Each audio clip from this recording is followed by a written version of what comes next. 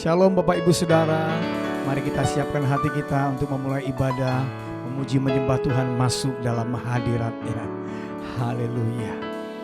Terima kasih Tuhan, kami mau naik ke gunung kudus-Mu, membawa korban syukur dan doa kami, membawa pujian dan sembah kami kepadamu ya Bapa.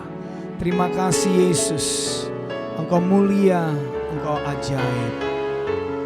Oh, terima kasih Tuhan.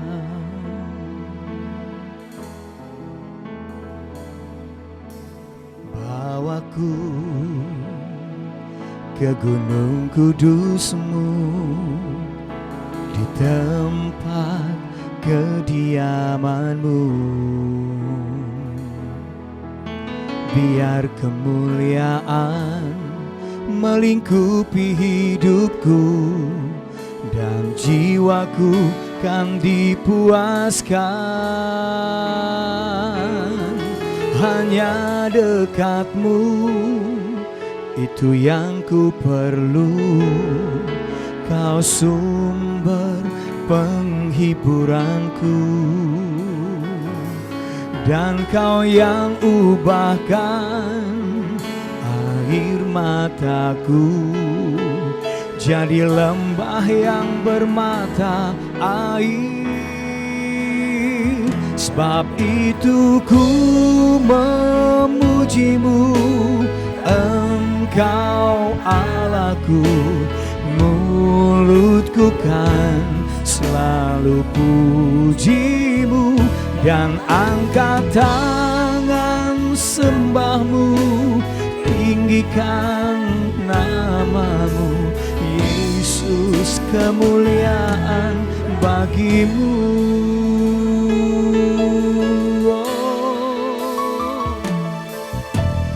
Bawaku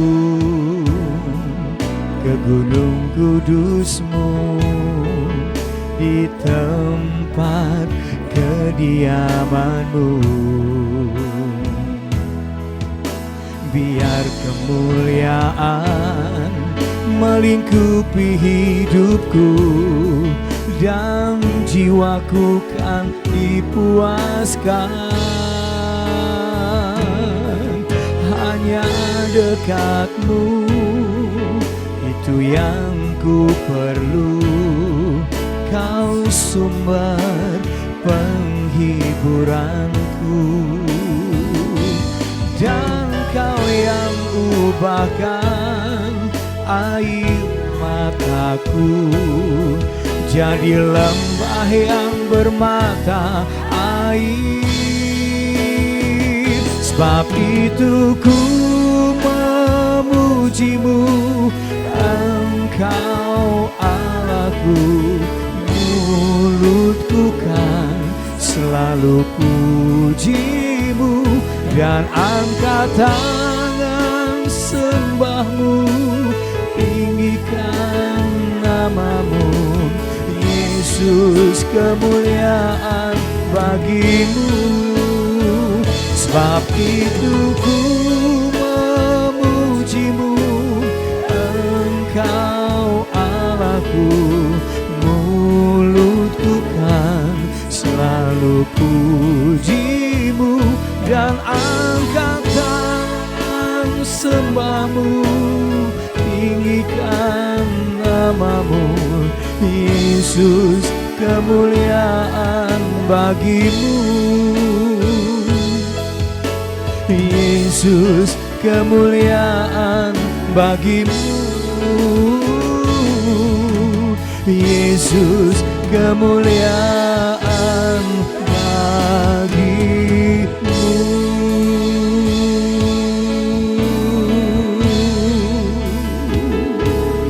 Oh, kami sembah Kau,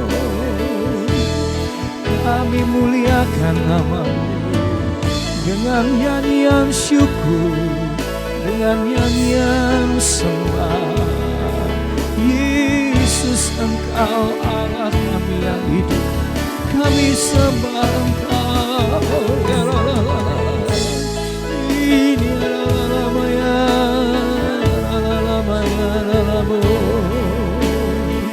dengan mengangkat tangan menyembah-Mu Tuhan. Di atas gunung kudus-Mu kami dipuaskan, kami mengalami Engkau. Ya la la la la la la la la la la masiki ya la la la la la la la la la la la la la kiri ya la la la la ma ya la la ma ya la la la la la la ma ya.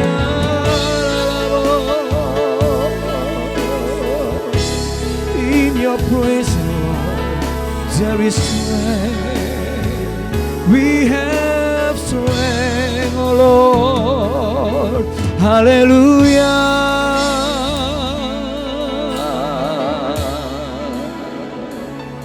Terpujilah Engkau Tuhan Allah kami yang besar.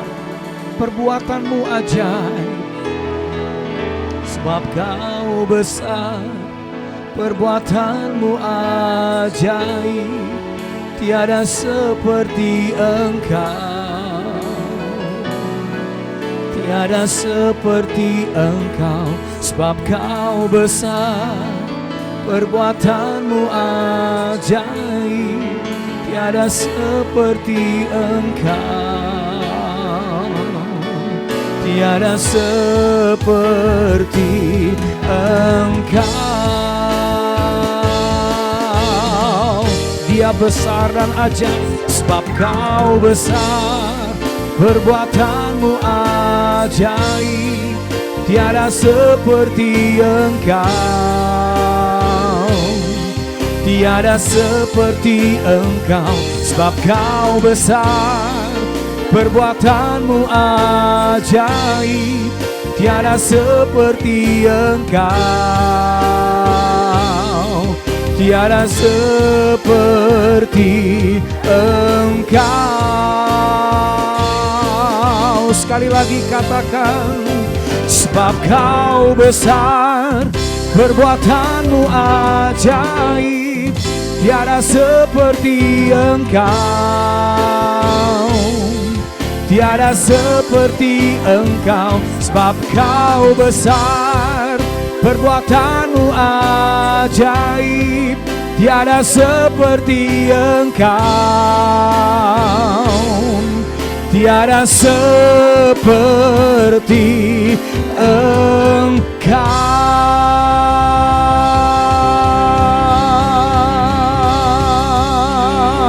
Boleh berikan tepuk tangan yang meriah dan ajaib, yang hebat, yang kuat kepada Allah kita yang ajaib. Perbuatannya besar, perbuatannya dahsyat. Haleluya, haleluya. Boleh umat Tuhan kembali berikan tepuk tangan buat Tuhan kita. Haleluya. Kita mau bersuka cita karena Allah kita dahsyat. Kekuatannya begitu hebat dalam hidup kita. Amin. Kuasanya Dia tunjukkan kepada sekalian kita. Oh oh oh, oh oh oh, oh oh oh,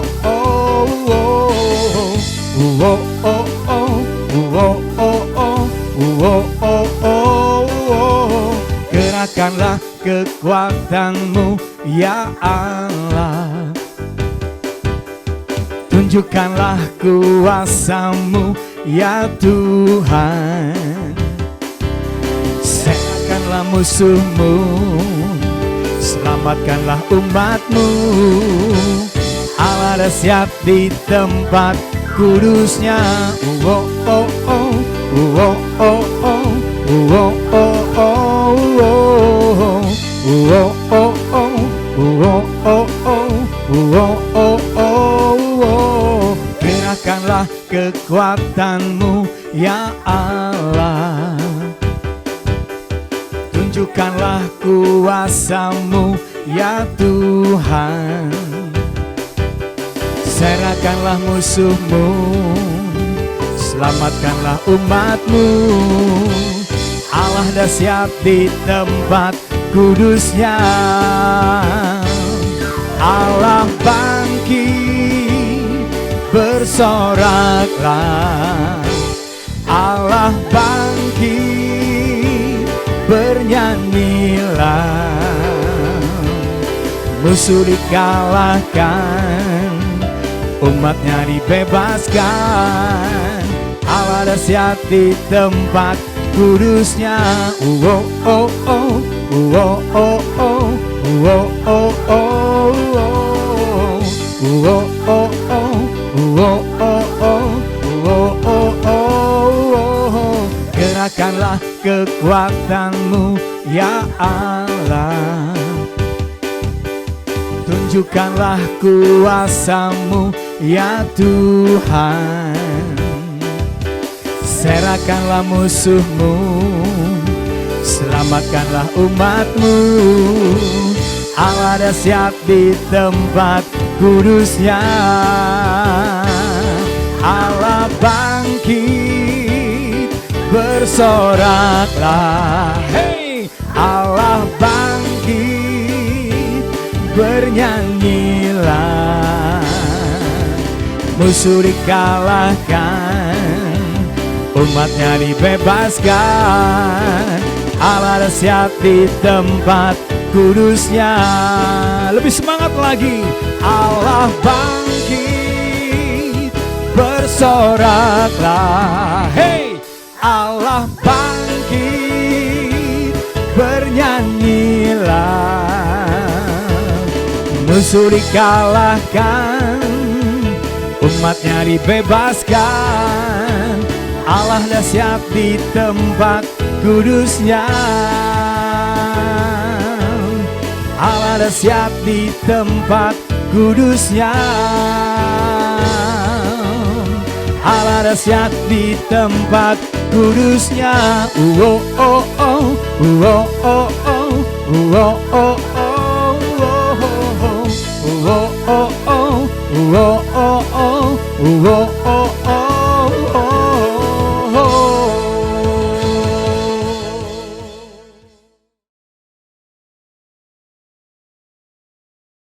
Shalom semua, tidak terasa kita telah memasuki bulan Desember, di mana kita akan merayakan Natal. Dan sebagai umat Kristiani, Natal adalah momen untuk memperingati kelahiran Yesus Kristus, yaitu Mesias, Juru Selamat yang datang ke dunia. Bahkan kegembiraan Natal juga turut dirayakan hampir di seluruh dunia, tidak peduli apakah mereka percaya atau tidak kepada Yesus. Yang menarik, dalam beberapa dekade terakhir ini, ada beberapa orang Kristen yang menentang perayaan Natal karena dianggap sebagai perayaan orang pagan atau berhala. Ada juga yang berpendapat bahwa tidak ada perintah di dalam Alkitab untuk merayakan Natal. Maka dari itu, mari kita memahami bersama arti dan esensi dari perayaan Natal yang sebenarnya. Kata Natal sendiri berasal dari bahasa Latin natalis yang artinya lahir atau kelahiran. Dan di dalam bahasa Inggris, kata Christmas berasal dari bahasa Inggris kuno, yaitu Christmasmasse atau Christmas, yang artinya penderitaan Kristus, di mana penderitaannya dimulai saat dia datang dan lahir menjadi manusia. Hal ini menunjukkan bahwa memang Natal selalu berkaitan dengan kelahiran Yesus Kristus ke dunia sebagai manusia. Beberapa orang Kristen yang menolak perayaan Natal berpendapat bahwa Natal adalah perayaan pagan yang dimulai pada tahun 274 Masehi oleh orang-orang Romawi untuk menghormati matahari dan Saturnus pada titik balik matahari di musim dingin yang umumnya jatuh pada tanggal 25 Desember. Namun, saat Kaisar Konstantinus Agung menjadi Kristen, festival Romawi ini diubah menjadi perayaan kelahiran Yesus, di mana fokus penyembahan yang tadinya kepada matahari menjadi kepada Tuhan, yaitu Sang Surya kebenaran dan Sang Surya pagi dari tempat tinggi, seperti tertulis dalam Maleakhi 3 ayat 2, Mazmur 84 ayat 2, dan Lukas 1 ayat 78. Mengganti hari raya matahari menjadi hari kelahiran Yesus Kristus bukanlah penyembahan berhala. Mengenai tanggal 25 Desember sebagai hari Natal, ini adalah tanggal yang paling banyak digunakan untuk perayaan Natal gereja-gereja. Namun, ada beberapa denominasi yang merayakannya pada tanggal lain, biasanya antara awal Desember hingga Januari. Hal ini terjadi karena sulit untuk menentukan tahun, bulan, dan tanggal yang pasti kapan Yesus dilahirkan.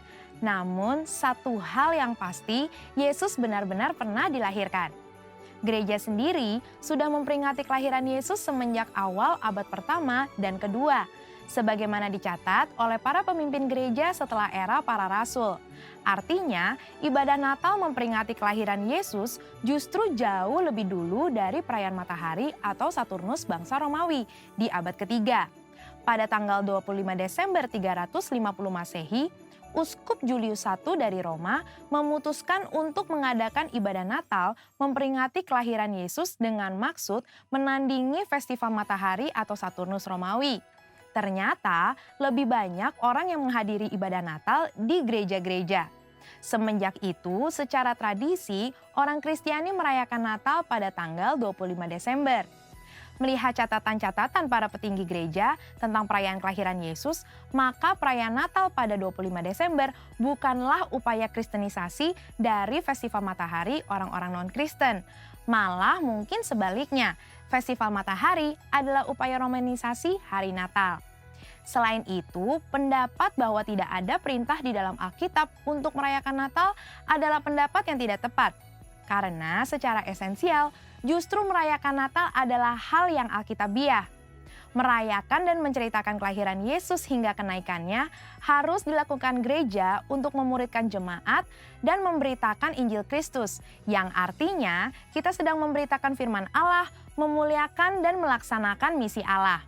Menurut Lukas pasal 1 dan 2, ada 7 fokus Natal yang harus kita pahami. Yang pertama adalah pada kekudusan dan ketaatan, bahwa Tuhan memberikan perkenanan kepada mereka yang hidupnya benar dan tak bercacat di hadapannya. Fokus kedua adalah pada Roh Kudus, di mana urapan dan pencurahan Roh Kuduslah yang memungkinkan umat Tuhan menerima dan melakukan perbuatan baik, besar, dan ajaib. Fokus yang ketiga adalah pada mujizat dan tanda-tanda ajaib, di mana Tuhan membuktikan bahwa Ia sanggup melakukan hal-hal ajaib melampaui akal manusia. Fokus keempat kepada pujian dan penyembahan, bahwa kehadiran Allah di dalam hidup kita harus diresponi dengan penyembahan dan penyerahan diri. Fokus yang kelima adalah pada keselamatan bagi semua bangsa, di mana kedatangan Yesus Kristus adalah bagian dari rencana keselamatan Allah bagi dunia. Fokus yang keenam yaitu pada Bapa di surga yang setia pada setiap janji yang Ia buat dengan manusia. Dan yang ketujuh, fokus kepada Kristus, bahwa fakta Tuhan hadir dalam hidup kita adalah hal yang terindah karena Tuhan tidak meninggalkan kita, ada di antara kita, dan senantiasa hadir di dalam hidup kita. Merayakan Natal di tengah pandemi COVID-19 juga pastinya akan terasa sangat berbeda. Namun ketika kita betul-betul memahami 7 fokus yang terdapat di dalam Lukas 1 dan 2, kita akan mengerti esensi Natal yang sebenarnya, yaitu merayakan Natal dengan kesederhanaan seperti yang dicontohkan Yesus pada saat Ia lahir. Bahkan Alkitab menentang perayaan Natal yang berlebihan dan mengingatkan kita untuk terus berbagi seperti Kristus yang telah membagi hidupnya dengan kita. Percayalah bahwa terang Kristus tetap ada di dalam hidup kita, sehingga kita dapat menjalani kehidupan bersamanya. Biarlah sukacita Natal dapat kita peroleh saat kita merayakan Kristus dan kehadirannya, bahkan di tengah pandemi ini. Mari kita tetap merayakan lahirnya Yesus, Sang Mesias. Saudara, untuk penjelasan lebih lanjutnya dari tim teologi kami mengenai perayaan Natal, ornamen Natal, dan lain sebagainya, jangan lupa buka link yang ada di atas atau scan barcode yang tersedia. Selamat Hari Natal, Tuhan Yesus memberkati.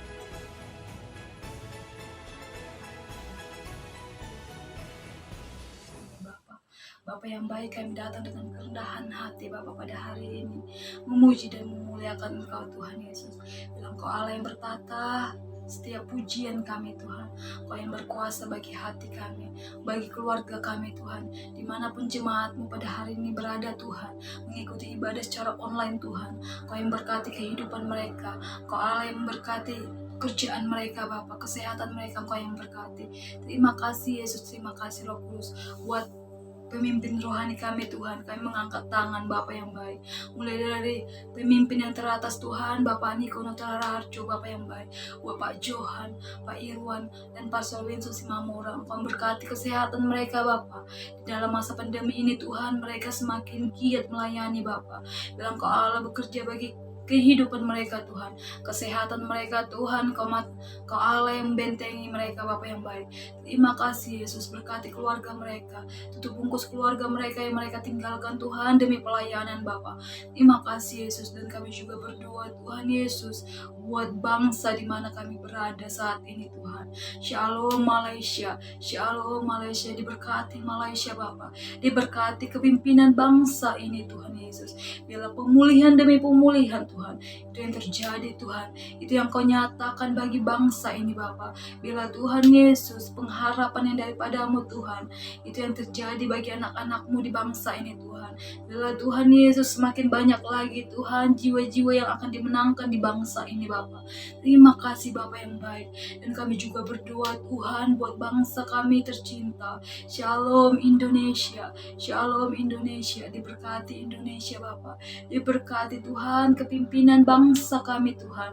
Dalam Kau Allah yang berkati ekonomi kami Tuhan, berkati politik Tuhan Yesus. Kau Allah yang bekerja Tuhan bagi kepemulihan bangsa kami Indonesia Bapa yang baik. Terima kasih Bapa yang baik, terima kasih Yesus. Bila Tuhan Yesus Kau nyatakan bagi bangsa-bangsa Tuhan, lebih lagi Tuhan pemulihan demi pemulihan, baik itu pemulihan hati dan pemulihan jiwa Bapa yang baik. Kau bekerja Tuhan Yesus, terima kasih Bapa. Dan kami meminta Tuhan, meminta dengan rendah hati Tuhan, untuk COVID-19 ini untuk segera berhenti di dalam nama Yesus. Kami percaya dengan iman Tuhan, bahwa COVID-19 ini akan berhenti di dalam nama Yesus. Kau Allah yang berkuasa Tuhan Yesus, untuk melakukan segala sesuatunya Bapa yang baik. Terima kasih Bapa yang baik. Dan kami juga berdoa Tuhan buat krisis yang terjadi saat ini Tuhan, akibat COVID-19 ini Tuhan. Bila anak-anak-Mu Tuhan tetap dipagari, sehingga anak-anak-Mu tidak mengalaminya Bapa yang baik. Bapa yang baik, berikan Tuhan Yesus pekerjaan yang terbaik, ekonomi yang terbaik bagi anak-anak-Mu Bapa yang baik. Terima kasih Yesus, terima kasih Bapa. Tutup bungkus kami semuanya Bapa, dimanapun saat ini kami berada Bapa. Dan pada hari ini Tuhan, dan pada saat ini Tuhan Yesus, kami mau mendengarkan kebenaran firman-Mu Bapa yang baik. Berkati tanah hati kami, berkati pikiran kami Tuhan, berkati Tuhan hamba-Mu yang akan menyampaikan kebenaran firman-Mu Tuhan. Bila Tuhan setiap benih yang akan ditabur akan bertumbuh di tanah hati kami yang baik Bapa yang baik, sehingga kami dapat mendengarkannya dengan jelas, mendengarkan dengan hikmat Tuhan Yesus, dan mendengarkan serta melakukannya Bapa yang baik. Terima kasih Yesus, kami sambut Tuhan Yesus firman-Mu Tuhan, dalam Kau tutup bungkus hamba-Mu yang akan menyampaikannya Bapa. Di dalam nama Yesus kami ucap syukur, haleluya, amin. Mari kita siapkan hati kita untuk mendengarkan firman Tuhan. Bapak Ibu Saudara, umat yang dikasihi oleh Tuhan.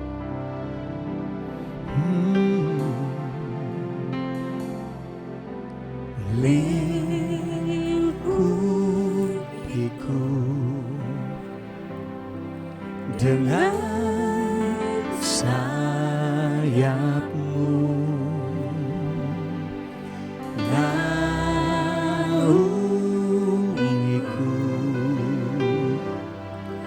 dalam kuasa-Mu.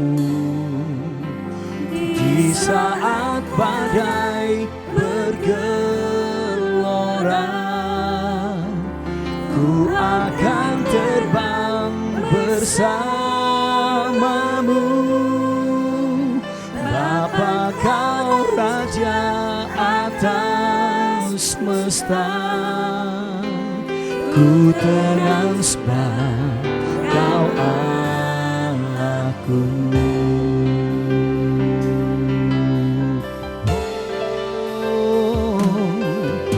Jiwaku tenang dalam Kristus. Lihat kuasa-Nya dalam keheningan. Di saat badai bergelora, ku ku akan terbang bersamamu.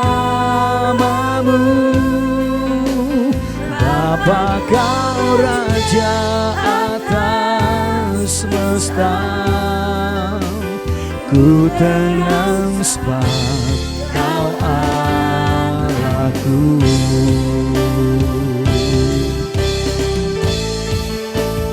When the ocean lies and thunders roar, I will soar with you above the storm.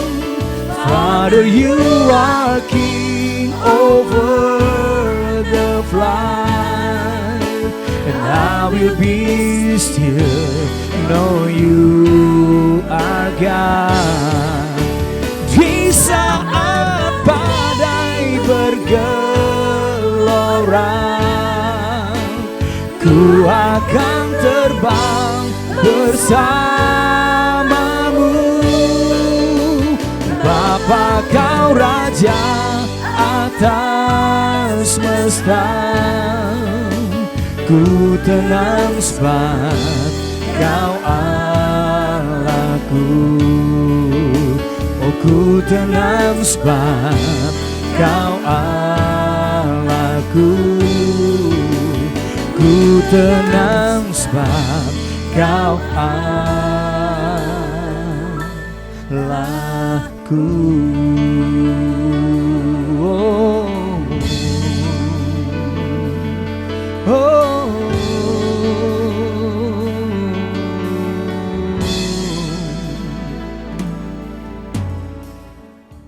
Ya, Shalom seluruh jemaat BCM Malaysia yang terkasih. Ya, kiranya semua kita dalam keadaan baik, sehat, dan dalam pemeliharaan Tuhan. Ya, perkenalkan nama saya Pastor Eddie Chang. Saya adalah gembala dari gereja Fresh Generation Community Church atau FGCC yang ada di tepatnya di lokasinya adalah Bandar Sunway di Petaling Jaya, Malaysia. Dan saya sudah berada di Malaysia ini selama 20 tahun lamanya. Ya, saya mengucapkan terima kasih kepada Pastor Winson Simamora yang telah memberi saya kesempatan untuk menyampaikan firman Tuhan hari ini, dan juga sampaikan salam hormat saya kepada Pastor Irwan Wijaya. Baik, hari ini saya akan memberikan judul khotbah adalah tetap berbuah di masa yang sukar. Biarlah pesan ini menjadi pesan akhir tahun buat kita dan juga mempersiapkan kita masuk di tahun yang baru. Mari bersama dengan saya membuka atau membaca dari Yohanes pasal 15 ayat yang kelima. Akulah pokok anggur dan kamulah ranting-rantingnya. Barang siapa tinggal di dalam aku dan aku di dalam dia, ia berbuah banyak. Sebab di luar aku kamu tidak dapat berbuat apa-apa. Nah, Yohanes 15 ini merupakan pesan Yesus sebelum Yesus ditangkap dan akan disalibkan. Jadi saya bayangkan saat itu Yesus melihat ada pokok anggur di dekat mereka, dan Yesus menggunakan pokok anggur ini untuk memberikan pesan yang penting buat murid-muridnya. Karena Yesus akan segera meninggalkan murid-muridnya. Dan tentunya murid-muridnya akan menghadapi masa yang sukar karena mereka harus melanjutkan pemberitaan Injil. Jadi dengan pokok anggur dengan ranting-rantingnya, Yesus menyampaikan pesan bahwa murid-muridnya harus tetap berbuah lebat sekalipun di masa yang sukar yang akan mereka hadapi. Seperti di Yohanes pasal 15 ayat 8, kalau kita membaca firman Tuhan mengatakan seperti ini, dalam hal inilah Bapa-Ku dipermuliakan, yaitu jika kamu berbuah banyak, dan dengan demikian kamu adalah murid-murid-Ku. Jadi kita sebagai murid-murid Yesus, ciri-ciri murid adalah berbuah lebat. Jadi kita bukan sekedar bertumbuh, bukan sekedar berkembang, ya, tetapi goal akhir dari pemuridan, ciri seorang murid adalah menghasilkan buah. Jadi buah itu sesuatu yang menarik, yang terlihat, yang bisa dirasakan, yang bisa dinikmati. Ya, kebetulan saya memiliki ada buah anggur ya, yang sangat bagus, yang sangat besar ya, sangat manis tentunya, sangat indah, sangat sehat ya, buahnya sangat menarik. Nah, buah ini menarik perhatian, betul nggak? Jadi kan orang nggak bilang seperti ini, wah bagus ya rantingnya, bagus ya daunnya, kalau ada daunnya. Tentunya yang orang puji, yang orang lihat, yang orang perhatikan adalah buah. Jadi dalam kehidupan kita, buah itu adalah sesuatu yang terlihat, yaitu perkataan kita, tindakan kita yang bisa dilihat, bisa dinikmati, bisa dirasakan oleh orang-orang sekitar kita. Nah, di Alkitab ada beberapa jenis buah ya. Kalau saya boleh bacakan beberapa jenis buah. Ada buah pertobatan ya di Matius pasal 3 ayat 8. Ada buah roh Galatia pasal 5 ayat 22 sampai 23. Ada buah jiwa-jiwa Yohanes 15 ayat 16, dan juga ada buah pekerjaan baik. Ya, pelayanan kita, misi ya, tindakan belas kasihan kepada banyak orang, pekerjaan baik dimanapun Tuhan tempatkan kita, melakukan perbuatan-perbuatan baik yang memuliakan Tuhan. Kolose 1 ayat yang ke-10. Nah, hari ini ada 2 kata penting yang saya mau bagikan buat kita semua, supaya bagaimana kita bisa menghasilkan buah sekalipun di masa-masa yang sukar seperti ini. Jadi kata yang pertama adalah kata abide. Ya, atau tadi kita membaca bahwa kata tinggallah dalam aku, kata tetap tinggal, ya. Jadi abide atau kata tetap tinggal.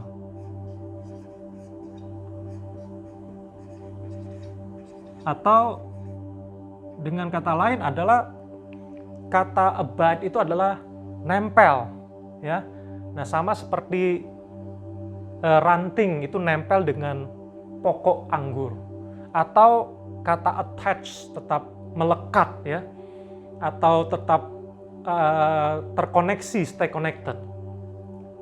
Jadi artinya kata abide adalah menunjukkan seperti ranting terhadap pokok itu, adalah ranting itu menunjukkan ketergantungan total. Jadi kata abide itu adalah nempel. Jadi ranting itu adalah punya ketergantungan total, harus melekat, bahwa di luar pokoknya ranting itu tidak bisa berbuat apa-apa. Kita adalah ranting, Yesus adalah pokok anggur ya. Dan juga menunjukkan apa? Yang namanya koneksi yang konstan. Jadi hubungan yang terus-menerus, stay connected dengan pokok anggur. Kalau ranting itu terpisah dengan pokok anggur, maka ranting itu tidak bisa berbuat apa-apa, dia akan kering dan mati. Ya, oke. Jadi di sini Yesus mengajarkan kepada kita bahwa Dia adalah pokok anggur dan kita adalah rantingnya. Ya, di tangan saya ada contoh ya. Ini anggap aja ini adalah ranting dari pokok anggur ya. Ini ranting dari pokok anggur.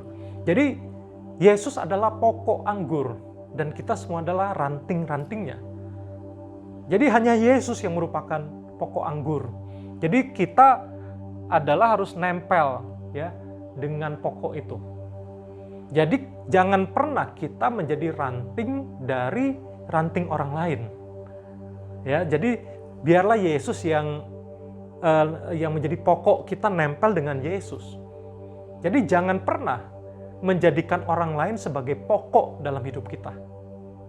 Atau dengan kata lain juga, jangan sampai kita menjadi pokok dari kehidupan orang lain. Jadi hanya Yesus yang menjadi pokok anggur. Jadi jangan sampai kita artinya nempel dengan orang lain. Jadi setiap orang ya, setiap dari kita harus nempel langsung kepada Yesus yang adalah pokok anggur. Coba katakan dengan saya bahwa saya harus nempel dengan Yesus yang adalah pokok anggur ya. Jadi jangan nempel dengan orang lain. Jadi kita semua ranting. Jadi kita harus nempel dengan pokok anggur itu. Jadi ranting tidak pernah berperan menggantikan pokok. Jadi jangan sampai kita menempel dengan orang lain. Coba bayangkan tangan saya ini adalah ranting ya. Jadi jangan sampai kita ranting ini nempel dengan ranting orang lain. Karena ranting ini kalau terjadi apa-apa dengan dia mengalami kejatuhan, dia tinggalkan Tuhan, kita ikut terseret. Ini penting ya, pesan yang penting buat kita semua. Hanya Yesus merupakan idola yang terbesar dalam hidup kita. Dia pokok dalam hidup kita. Tidak ada yang bisa menggantikan posisi Yesus dalam hidup engkau dan saya. Mungkin pernah kita dengar, ya, ada tokoh-tokoh yang kita kagumi dulunya. Ada mungkin pemimpin-pemimpin rohani, pengkhotbah top yang terkenal. Dan ada banyak dari mereka yang mengalami kejatuhan. Ya, tentu banyak sebabnya. Ada yang mengalami stres, depresi, ada yang kena kasus moral, ada tekanan yang besar. Mereka mengalami kejatuhan. Ya, dan mungkin jangan-jangan ada orang yang dulunya bahkan yang mengajak kita kenal Tuhan, yang mengajak kita ke gereja. Mereka pun meninggalkan Tuhan. Ya, tapi kalau mereka mengalami kejatuhan, apakah kita menjadi ikut goyah? Tapi kalau kita menjadikan Yesus sebagai pokok dalam hidup kita, kita nempel kepada sang pokok anggur, yaitu Yesus, maka saya percaya Yesus tidak pernah mengecewakan engkau dan saya. Manusia bisa lemah karena mereka bisa jatuh, karena mereka rentan. Mereka juga punya kelemahan, ada masa-masa mereka error. Jadi saya mau kasih tahu, jangan pernah bergantung dan mengandalkan manusia. Jangan pernah mengidolakan manusia melebihi Yesus. Jangan pernah mengidolakan siapapun juga, sekalipun mereka diurapi, mereka pengkhotbah yang terkenal, mereka punya karisma yang hebat. Tapi mereka adalah manusia. Kita harus menjadikan Yesus sebagai pokok anggur dalam hidup kita.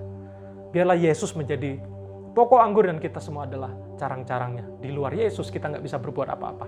Jadi kata abide ini penting ya, supaya kita tetap tinggal di dalam Tuhan dan kita terkoneksi dengan Tuhan Yesus, dan kita akan tetap berbuah sekalipun di masa yang sukar. Jadi kata abide juga atau tetap tinggal, attached, stay connected, itu menunjukkan bahwa kita juga mesti belajar ya. Artinya tetap nempel itu bukan hanya hari Minggu saja, atau sekarang kita merayakan Christmas baru kita nempel, kita cari Tuhan, kita dekat sama Tuhan. Bukan. Tapi arti nempel itu artinya setiap keadaan, setiap musim kehidupan kita. Jadi nempel itu kan setiap keadaan. Jadi tetap setia, tetap nempel, tetap bergantung sama Tuhan, mengandalkan Dia, mengutamakan Dia dalam setiap musim kehidupan kita. Baik saat menghadapi musim hujan, saat menghadapi musim kemarau, musim panas, musim dingin, setiap musim kita mau nempel dengan Tuhan, ya. Jadi setiap keadaan mau di bulan Januari, Februari, di setiap bulan bahkan sampai Desember, setiap hari, setiap bulan dalam hidup kita tetap nempel, tetap melekat dengan Yesus yang adalah pokok anggur. Ya, jadi penting. Jadi kita mau tetap abide, tetap tinggal, tetap attached dengan pokok anggur. Yaitu di musim sebelum terjadinya pandemik ini ya, sebelum terjadinya COVID-19, kita mau nempel dengan Yesus. Dan juga di saat terjadinya pandemik ini, saat COVID-19, kita juga mau tetap nempel, abide dengan Yesus yang adalah pokok anggur. Dan juga bahkan setelah COVID-19 ini berlalu, bisa dihandle, bisa ditangani, bisa ditaklukkan, dan pandemik ini berlalu, kita juga mau tetap setia dan nempel dengan Yesus yang adalah pokok anggur dalam hidup kita. Ada amin. Oke, jadi berikutnya, poin yang kedua yang saya mau sampaikan buat kita hari ini adalah kata prune atau pruning.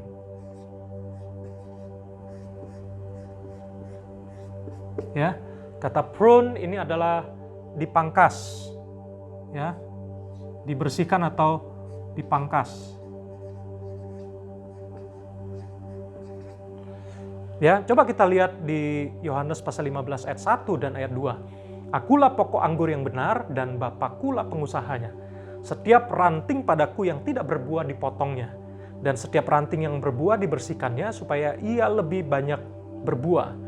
Ya, jadi tujuannya adalah ternyata ranting-ranting itu harus dipangkas, dibersihkan dengan tujuan supaya lebih banyak berbuah, supaya lebih maksimal.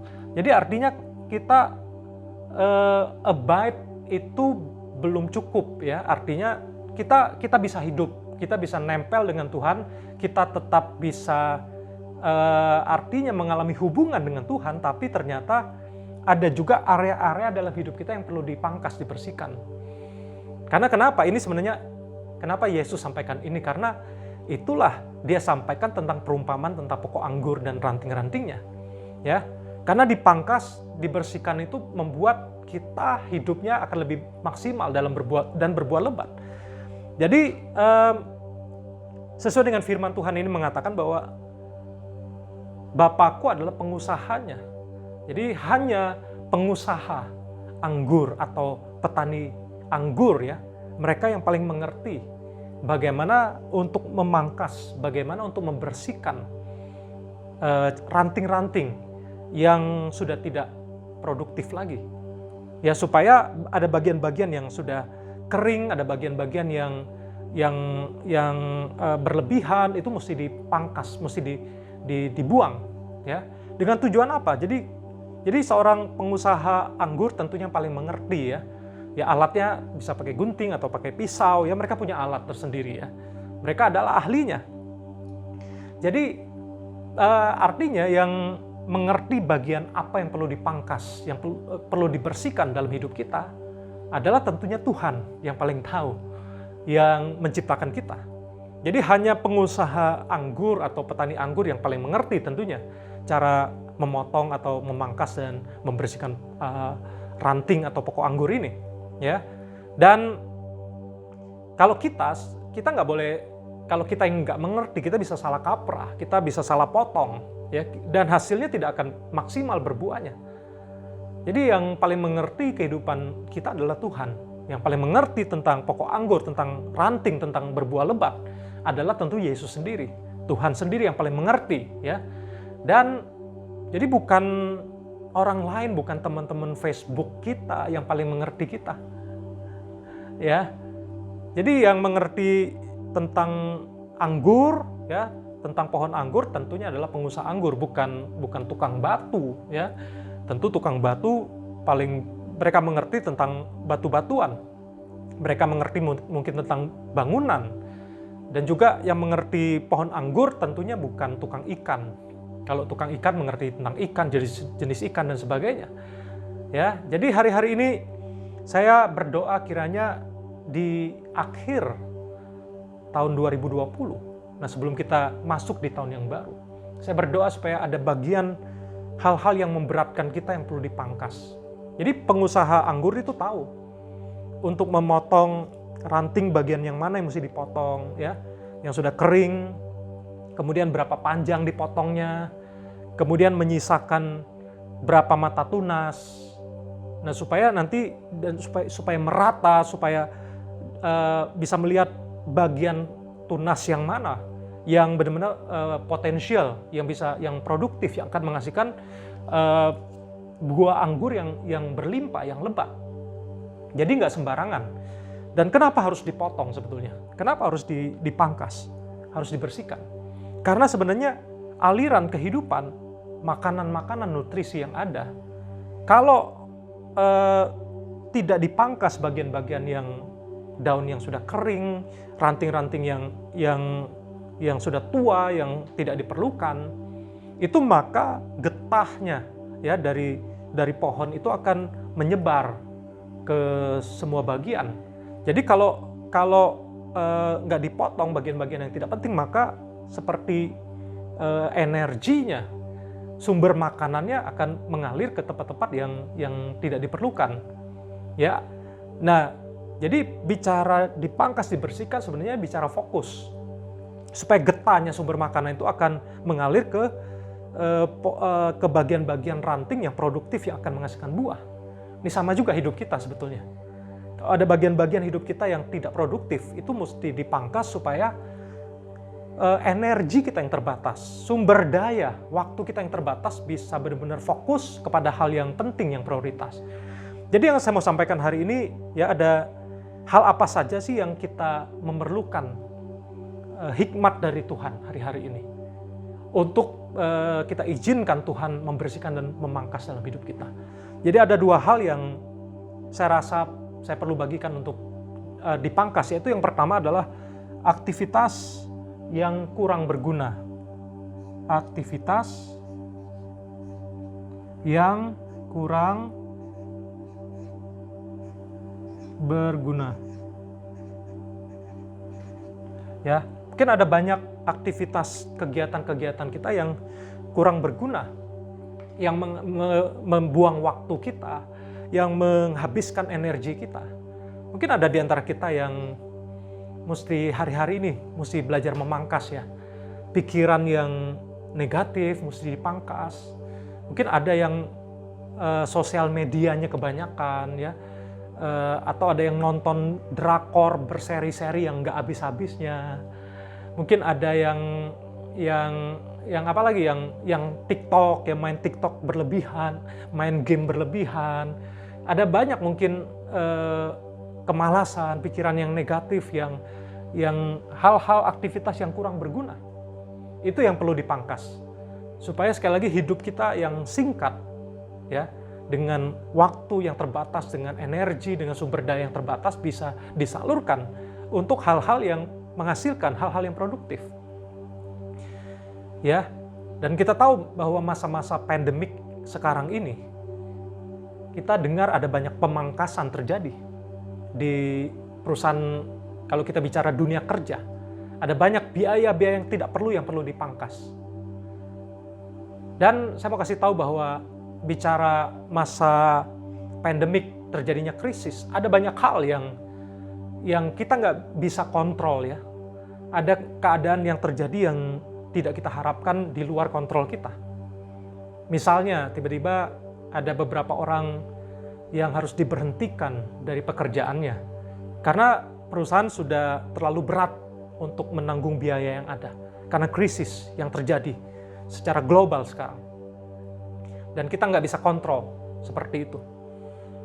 Tetapi tentunya perusahaan akan mempertahankan orang-orang yang produktif, yang efektif, yang menghasilkan, yang memberi nilai tambah kepada perusahaannya. Jadi saya mau katakan seperti ini, kalau kita diberhentikan dari pekerjaan, kalau memang karena keadaan, krisis yang ada, yaitu kita nggak bisa kontrol. Tapi kalau kita diberhentikan dari pekerjaan karena kita malas, kita nggak produktif, kita nggak menghasilkan, ya itu salah kita sendiri. Kita perlu bertobat, kita perlu berubah. Tapi saya berdoa kiranya, ya jemaat Tuhan BCM Malaysia, setiap kita kiranya mengalami perubahan pertobatan. Sehingga saya percaya, di hari-hari ke depan, engkau dan saya akan mengalami, Tuhan akan buka jalan. Kita akan mengalami, dipercayakan banyak hal, pekerjaan yang baik, dan kita akan menghasilkan, dan Tuhan akan angkat kita menjadi orang-orang yang bisa diandalkan di dalam pekerjaan kita, di dalam pelayanan kita, di dalam setiap aspek kehidupan. Tuhan akan angkat, Tuhan akan promosikan orang-orang yang abide, yang tinggal di dalam Kristus dan hidupnya mau dibersihkan. Dan hari-hari ini mulai coba kita belajar ketika kita mendengarkan pesan ini. Kita izinkan Tuhan menerangi kita. Area apa yang kita mesti pangkas, yang mesti kita tinggalkan, yang mesti kita pangkas sehingga kita akan mengarah kepada prioritas, kepada apa yang menjadi kehendak Tuhan hari-hari ini buat engkau dan saya. Ya, biarlah hari-hari ini kita menjadi orang-orang yang bijaksana. Karena hari-hari ini jahat. Jangan ada seorang pun yang menjadi bodoh, ya. Tapi kita menjadi orang yang arif, yang bijaksana. Ya, sehingga kita mengerti kehendak Tuhan. Sehingga kita menjadi orang-orang yang bisa menghitung hari-hari, orang-orang yang bijaksana, dan orang-orang yang produktif yang akan menghasilkan. Dan yang terakhir, yang kedua yang perlu kita pangkas adalah yang saya sebut pikiran masa lalu. Pikiran masa lalu, ya. Nah, ada contoh di Yohanes 5. Mari kita baca mulai ayat yang pertama. Sesudah itu ada hari raya orang Yahudi dan Yesus berangkat ke Yerusalem. Di Yerusalem dekat pintu gerbang domba ada sebuah kolam yang dalam bahasa Ibrani disebut Bethesda. Ada 5 serambinya. Dan di serambi-serambi itu berbaring sejumlah besar orang sakit, orang-orang buta, orang-orang timpang, dan orang-orang lumpuh yang menantikan goncangan air kolam itu. Sebab sewaktu-waktu turun malaikat Tuhan ke kolam itu dan menggoncangkan air itu. Barang siapa yang terdahulu masuk ke dalamnya, sesudah goncangan air itu menjadi sembuh apapun juga penyakitnya. Di situ ada seorang yang sudah 38 tahun lamanya sakit. Ketika Yesus melihat orang itu berbaring di situ dan karena ia tahu bahwa ia telah lama dalam keadaan itu, berkatalah ia kepadanya, "Maukah engkau sembuh?" Jawab orang sakit itu kepadanya, "Tuhan, tidak ada orang yang menurunkan aku ke dalam kolam itu apabila airnya mulai goncang. Dan sementara aku menuju ke kolam itu, orang lain sudah turun mendahului aku." Nah, perhatikan ayat yang ke-6. Dikatakan ketika Yesus melihat orang lumpuh, orang sakit itu berbaring di situ, dan karena sebenarnya Yesus sudah tahu bahwa orang itu telah lama dalam keadaan itu, berkatalah ia kepada orang lumpuh itu, "Maukah engkau sembuh?" Ini pertanyaan yang simpel ya. Yesus bertanya kepada orang lumpuh itu, "Maukah engkau sembuh?" Kalau ditanya, "Maukah engkau sembuh?" Jawabnya sederhana sebetulnya, iya atau tidak. Kalau misalnya engkau ditawarin makanan, misalnya martabak manis, rasa keju coklat, "Maukah engkau martabak ini?" Jawabnya simpel ya, iya atau tidak. Tapi perhatikan jawaban orang sakit, orang lumpuh itu. Dia katakan di ayat yang ke-7, "Tuhan, tidak ada orang yang menurunkan aku ke dalam kolam itu apabila airnya mulai goncang. Dan sementara aku menuju ke kolam itu, orang lain sudah turun mendahului aku." Jadi seakan-akan orang lumpuh ini mau kasih tahu keadaannya kepada Yesus. "Oh, aku punya cerita masa lalu, keadaan aku seperti ini." Ya, tidak ada seorang pun yang menurunkan aku ke kolam itu ketika airnya mulai goncang. Dan sementara aku mau berjalan ke sana, orang lain sudah mendahului aku. Seakan-akan dia cerita tentang keadaan dia yang menimpa dia. Padahal tadi kita membaca bahwa Yesus tahu keadaan orang lumpuh itu sudah lama dalam keadaan menderita seperti itu. Jadi yang saya mau kasih tahu adalah lewat cerita ini adalah orang lumpuh ini stuck dengan masa lalunya. Dia stuck dengan pikiran masa lalu. Dan ini menghalangi untuk dia akhirnya bisa mengalami solusi dan jalan keluar. Padahal Yesus menawarkan jalan keluar. Bahkan sang pembuat mujizat, yaitu Yesus Tuhan dan Raja, ada di depan dia untuk memberikan jalan kesembuhan dan solusi. Tapi karena pikiran masa lalunya membuat dia stuck. Dia hanya berpikir masa lalu. Dia berpikir tentang masalah yang dia hadapi. Jadi orang lumpuh ini, dia mengalami sakit bukan hanya sakit secara fisik. Tapi yang sakit adalah yaitu mentalnya juga. Jiwanya, emosinya mengalami sakit. Dan juga yang sakit adalah hubungan juga dengan orang. Karena kenapa? Karena dia katakan tidak ada seorang pun yang menurunkan dia ke kolam itu apabila airnya sudah mulai goncang. Artinya dia nggak punya teman, nggak punya sahabat. Jangan-jangan memang karena dia nggak bisa bergaul, dia nggak bisa menjadi sahabat atau teman yang baik bagi orang lain. Mungkin kata-katanya melukai, dia kasar, dia negatif terus. Judas, tahu ya Judas ya, jujur sih tapi pedas. Ya, tidak bisa membangun hubungan, tidak bisa membangun orang. Sehingga dia juga sakit di area hubungan dan relationship dia dengan orang lain. Jadi masalah dia banyak. Jadi dia mandek, dia lumpuh, dia mandul, dia tidak menghasilkan, tidak bisa berbuah. Dan dia tidak bisa melihat masa depan, tidak bisa melihat solusi, melihat jalan keluar yang Yesus tawarkan. Dia terjebak dengan rasa gagal.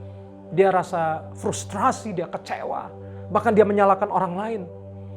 Dan mungkin dia juga iri dengan orang lain. Orang lain sudah mengalami kesembuhan, tapi dia tidak mengalami kesembuhan. Sudah begitu lama.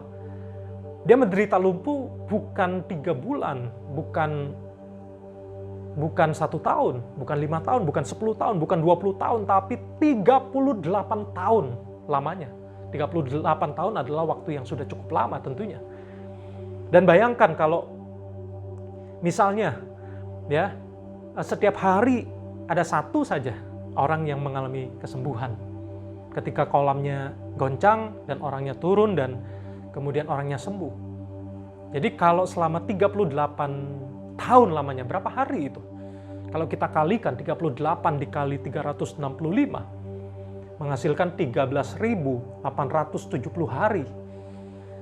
Ya, jadi Artinya kalau ada satu orang saja yang sembuh setiap hari, berarti sudah ada 13.870 orang yang sudah mengalami kesembuhan. Ya taruhlah kalau dipotong dengan atau dikurangi dengan hari Sabat. Saya yakin ya paling tidak sudah lebih dari 10.000 orang yang telah mengalami kesembuhan. Dan orang lumpuh ini merasa dia kalah cepat, dia frustrasi, dia ketinggalan.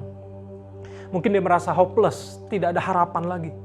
Dia juga kecewa dengan orang lain. Mungkin orang lumpuh ini masih bisa percaya, ya, dia masih yakin mengalami kesembuhan di tahun pertama, dia masih berharap. Tapi kemudian dia menunggu begitu lama. Tahun kedua, 3, 4, 5, ya 10, 20, ya sampai 38 tahun lamanya dia menunggu. Mungkin dia akhirnya karena begitu lama, jadi mindsetnya sudah berkata demikian. Mungkin orang lain yang sembuh, kecuali saya. Dan bahkan dia tidak bisa melihat ada jalan keluar yang Tuhan sediakan buat dia. Tapi bersyukur di ayat 8 dan 9 Yesus berkata kepadanya, bangunlah, angkatlah tilammu dan berjalanlah. Dan pada saat itu juga sembuhlah orang itu, lalu ia mengangkat tilamnya dan berjalan. Yesus mau kita mengalami kesembuhan dari kelumpuhan, dari segala hal yang membuat kita mandek. Dari setiap kekecewaan, kepahitan, kegagalan, penyesalan, segala kepahitan, ya, segala luka-luka, segala trauma masa lalu. Dan Yesus datang untuk menjanjikan pemulihan dan kesembuhan buat engkau dan saya. Ya, mari belajar untuk lepaskan perasaan kecewa, perasaan terluka. Mari berikan pengampunan kepada orang-orang yang melukai kita. Mari kita belajar untuk menutup, ya, chapter atau lembaran yang lama. Mari kita siap-siap untuk membuka lembaran yang baru. Jadi ada banyak orang gara-gara pikiran masa lalu, ya, dia hidup di masa lalu, membuat dia tidak bisa berbuah lebat. Itu yang perlu dipangkas. Pikiran masa lalu perlu dipangkas hari-hari ini. Ya, saya percaya bahwa kita menjadi orang-orang yang fokus kepada Yesus, kepada solusi yang Yesus tawarkan. Jadi bukan fokus kepada masalah lagi, tapi fokus kepada solusi yang Yesus tawarkan. Jadilah orang-orang yang fokus kepada masa depan, bukan fokus kepada masa lalu. Ya, bersyukur bahwa Yesus berkata, bangunlah, angkatlah tilammu. Artinya bangun, ya, bangkit dari setiap masa lalu kita dan angkatlah tilammu. Tilam menggambarkan, ya, satu platform, satu tempat di mana membuat kita selalu terbaring di sana, memberi makan buat kelumpuhan kita. Kita treat, kita menyediakan tempat untuk membiarkan kita tetap lumpuh dan terbaring di sana. Dan Yesus berkata, bangun, angkat tilammu. Angkat segala, bereskan setiap masa lalu yang membuat kita tertahan, membuat kita tertidur, membuat kita nggak bisa berjalan, tidak bisa menghasilkan buah. Dan pergilah, pergi kemana? Pergi untuk memberitakan Injil. Pergi untuk menjadi berkat buat keluargamu. Pergi untuk menjadi berkat buat tempat di mana engkau bekerja. Pergi jadi berkat buat kantormu, buat komunitasmu, buat gerejamu, buat kota dan bangsa. Ya, jadilah orang yang fokus kepada masa depan, bukan ke masa lalu. Ya, firman Tuhan mengingatkan kita di Yesaya pasal 43 ayat 18 dan 19. Firman-Nya, janganlah ingat-ingat hal-hal yang dahulu, dan janganlah perhatikan hal-hal yang dari zaman purbakala. Lihat, aku hendak membuat sesuatu yang baru yang sekarang sudah tumbuh. Belumkah kamu mengetahuinya? Ya, aku hendak membuat jalan di padang gurun dan sungai-sungai di padang belantara. Ya, saya percaya ada perkara yang ajaib yang Tuhan sediakan buat engkau dan saya. Perkara supranatural. Dia akan menyediakan jalan sekalipun di padang belantara, di hutan-hutan ada jalan yang Dia bukakan. Sekalipun di padang gurun, padang pasir yang panas, yang kering, Tuhan bisa berikan sungai-sungai untuk menyegarkan kehidupan kau dan saya. Ya, dan janji Tuhan dalam Yeremia 29 ayat 11. Ya, sebab aku ini mengetahui rancangan-rancangan apa yang ada padaku mengenai kamu. Demikianlah firman Tuhan, yaitu rancangan damai sejahtera dan bukan rancangan kecelakaan, untuk memberikan kepadamu hari depan yang penuh harapan. Kiranya kita tetap berbuah di masa yang sukar. Dengan cara apa? Abide, tetap tinggal ya, dalam setiap keadaan, dalam setiap musim. Kehidupan kita panas, kering, musim hujan, musim kemarau, musim COVID, berlalunya COVID, kita tetap nempel tetap melekat dengan Yesus adalah pokok anggur dan bukan orang lain yang menjadi pokok anggur dalam hidup kita. Dan mari kita bersedia untuk dipangkas, ya dibersihkan, ya dari apa? Dari aktivitas, kegiatan yang kurang berguna. Ya kita mau fokus kepada hal-hal yang produktif. Kita mau kembangkan pengetahuan, skill kita, karakter kita, iman kita. Mari fokus untuk menjadi orang-orang yang mengalami progress, yang mengalami kemajuan dan peningkatan. Menjadi orang yang better, bukan menjadi orang yang bitter. Menjadi orang yang lebih baik lagi hari demi hari.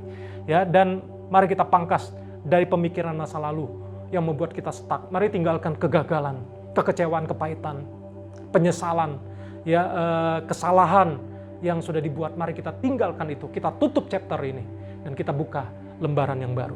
Saya berdoa supaya engkau dan saya tetap berbuah lebat di masa yang sukar. Amin. Mari tundukkan kepala, izinkan saya berdoa buat kita semua. Terima kasih Tuhan buat firman yang disampaikan hari ini. Berdoa untuk seluruh jemaat-Mu di dalam nama Yesus.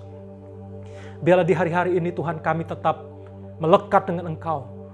Justru masa-masa ini bukannya membuat kami jauh dari Engkau.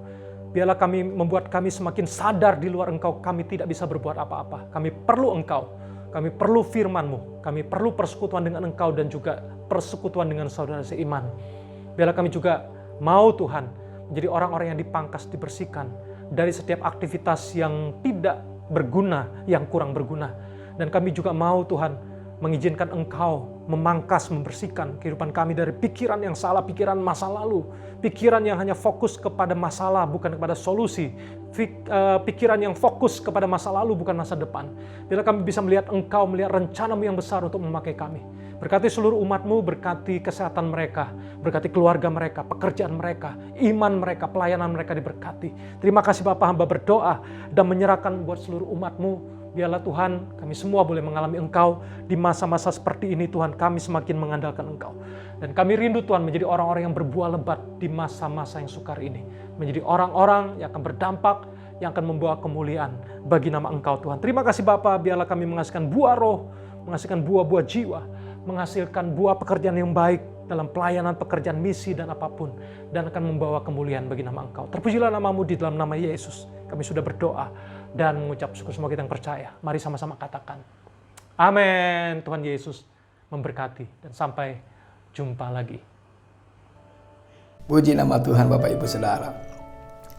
Saya percaya kita semua diberkati Tuhan lewat ibadah kita dari awal sampai akhir. Firman Tuhan, pujian, penyembahan membuat kita senantiasa mengalami kasih Tuhan, hadiratnya. Dan boleh Bapak Ibu Saudara kasih shalom kepada yang ada di sekitar saudara, yang bersama dengan saudara, atau arahkan tangan ke layar di handphone saudara atau di laptop saudara atau di televisi yang saudara buka. Mari katakan shalom, shalom, shalom. Tuhan memberkati. Haleluya.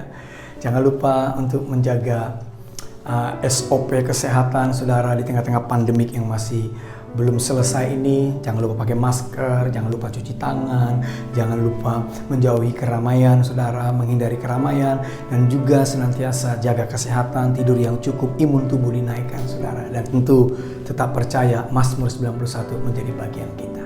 Katakan amin. Puji nama Tuhan. Satu informasi penting, jangan lupa kita akan masuk puasa raya di akhir tahun ini dari tanggal 7 Desember sampai dengan 27 Desember saudara. 21 hari kita mau berdoa untuk masuki tahun 2021, berdoa untuk Indonesia, bangsa-bangsa, berdoa untuk keluarga saudara. Mari ajak keluarga saudara, teman-teman, anggota KUL untuk kita masuk puasa raya ini 7 sampai 27 Desember. Tuhan memberkati kita. Haleluya. Buka kedua tangan saudara untuk siap terima berkat Tuhan. Tuhan memberkati engkau dan melindungi engkau. Tuhan menyinari engkau dengan wajah-Nya dan memberi engkau kasih karunia.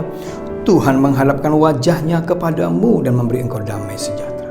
Bapak Ibu saudara kekasih dalam Tuhan Yesus Kristus, pergilah, jadikanlah semua bangsa murid Tuhan. Jadikanlah keluargamu, jadikanlah sahabat-sahabatmu menjadi murid Tuhan Yesus. Berkat dari Allah Bapa, Putra dan Roh Kudus dicurahkan kepada sekalian saudara hari ini sampai selama-lamanya. Mari ikuti doa saya, katakan Maranatha, datanglah Tuhan Yesus, kami sungguh merindukanmu. Sama-sama katakan amin. Tuhan memberkati kita semuanya. Shalom Bapak Ibu Saudara.